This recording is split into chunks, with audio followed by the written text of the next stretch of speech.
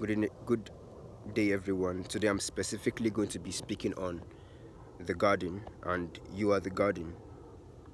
So I'm speaking about the garden, and a lot of people they tend to pursue the birds and they tend to pursue the butterflies, not knowing that when you become a beautiful garden, they are going to come either way. You understand? The birds are going to fly into your garden. The bees are going to perch on your flowers simply because you were able to cultivate your garden properly. You understand?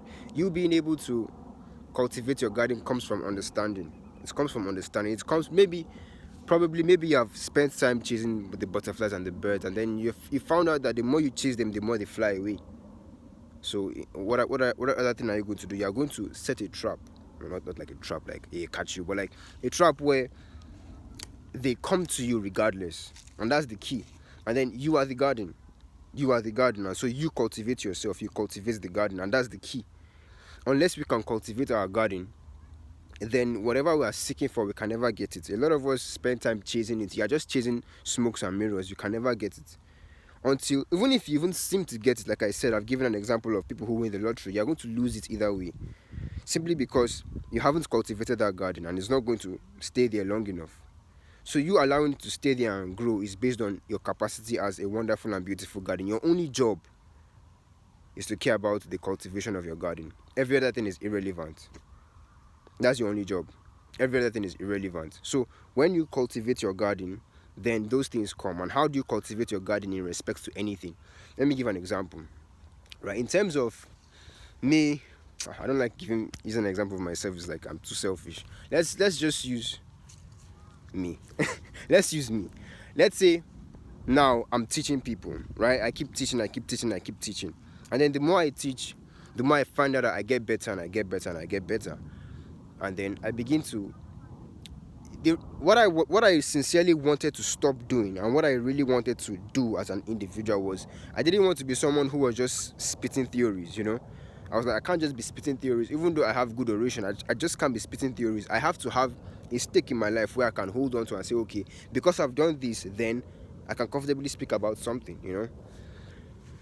So you being able to speak from a place of pain turned gifts, that is experience. You speaking from experience, it makes the people who listen to you. You will notice that you as a teacher, the more you begin to do the things that you speak about, the more your students too will begin to move in that direction. Why? Because you are not just all talk. You're not just all back and no bite. You're actually biting by enjoying the experiences of life. There are a lot of weird things that I've been doing. And then the more you do those things, the more you begin to see people either look at you, become jealous of you, become envious of you, or they just like give you a silent reverence that, oh, I see you, boy. You understand? It's like you have to be able to involve yourself. But like I said, you have to cultivate your garden. And how do you cultivate your garden? You just simply work on yourself.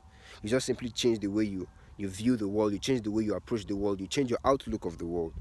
Because a lot of us think that it is in chasing all the things. If it was by chasing, bro, 95% of people would have already been rich or would have already gotten whatever it is that they are looking for.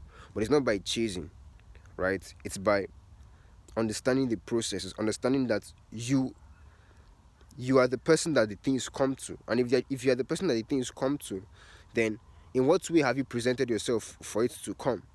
So I present myself as a teacher, and I go to a school and I say, okay, I want to be a teacher of X and Y subject. And I'll be like, oh, okay, come by this day.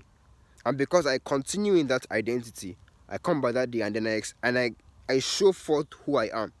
It's simple, right? You have to, but I cannot teach what I don't know, right? Can you teach what you don't know? You can't teach what you don't know. So you have to know it. For that knowing, that understanding, that experience is the garden, is the cultivating of the garden. You cultivating your garden is directly proportionate to you enjoying the experiences of life. The experiences of life are what shapes and cultivates your garden, especially when you begin to venture on a certain path. For example, now let's say I desire to be a certain I hate using sports athletes, man. What other people have in there, safe? Let's say I want to become a farmer, because right here I'm in a farm. Right? Let's say I want to become a farmer. And then I begin to, let's say I plant the crop, and then I see that it doesn't come out in a particular way. And then I try it another way, and then I try it another way. Those experiences that I had are the things that's shaping me, that's shaping my mind. So that next time, whenever I want to plant that type of crop again, what do you think happens? I know what to do now because I've done it over and over and over again. You understand? It's like you cultivating your garden is in the aspect of your life as a human being, because obviously I don't look like a garden, but it's a metaphorical term.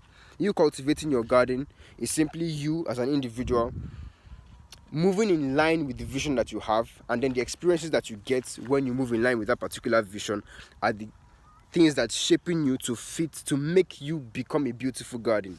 So much so that when people see you, you are the simulacrum, you are the archetype, you are the perfect example of that particular thing, and then they go to you because you have gone through those experiences, because you have been led by a particular vision. So me as a farmer with a wonderful farm, it's not my farm, but it's an example. Me as a farmer, what happens is that the more I begin to engage in the process of farming, the more I begin to understand that, okay, I do it this way, I do it this way, I do it this way. And so whenever somebody comes to me and be like, whenever somebody wants to plant anything, they'll be like, oh, how do I do this? Because I know how to do it, they come to me because I know how to do it. You understand? So being able to cultivate your garden is in respect to anything in this world. You are the garden. Being able to cultivate your garden in respect to anything in this world is simply you knowing the vision that you have in front of you, moving in line with that vision, right? And the experiences that you get, moving in line with that vision, living from the vision, having the attitude in line with the person who has that vision, right? Those are the experiences that shape your wonderful garden, making you have all those wonderful flowers, those wonderful scents that it gives off. And then the birds can come and chirp in your garden, the bees can come and suck on your pollen, simply because you're a wonderful garden. And you could only become that wonderful garden by the experiences of life and by the reshaping of your mind. Because at the end of the day, it's your mind, right? I could not even speak to you if I didn't have a mind. So your mind is the key. So if your mind is the key, then whatever thing I do, it obviously has a hold on my mind, right? It has a hold on my being. So, and the more I do it, the more I get accustomed to it. That's basically what I have to say for you guys. Practice this. Remember, move in line with your vision. The vision I have may be different from the vision that you have, but at the same time, it's still vision. Like I said, if you have read my posts, I've spoken about man being a tree, and man being a tree. It's simply just, now let's give an example. You see this tree here now, right? Let's liken this leaf here to the brain, and then this. Let me go closer. The body of the tree here. Let's liken it to the veins and all the nervous system going down. It goes down to the root of the earth, and because of how big this tree is, I'm sure the roots go way deep down, right? The content of this tree is based on the seed that is down here. The content of this tree is based on the seed. Now that seed has become this magnificent tree that you see, but then the roots go down. The roots go down, and the roots going down is simply, the deeper the roots, the larger the tree. The deeper the roots, the larger the tree. So you as a human being, right? This is a mango tree, and so it bears obviously what mango fruit. The fruit's called mango, right? That's all I have to say, boy.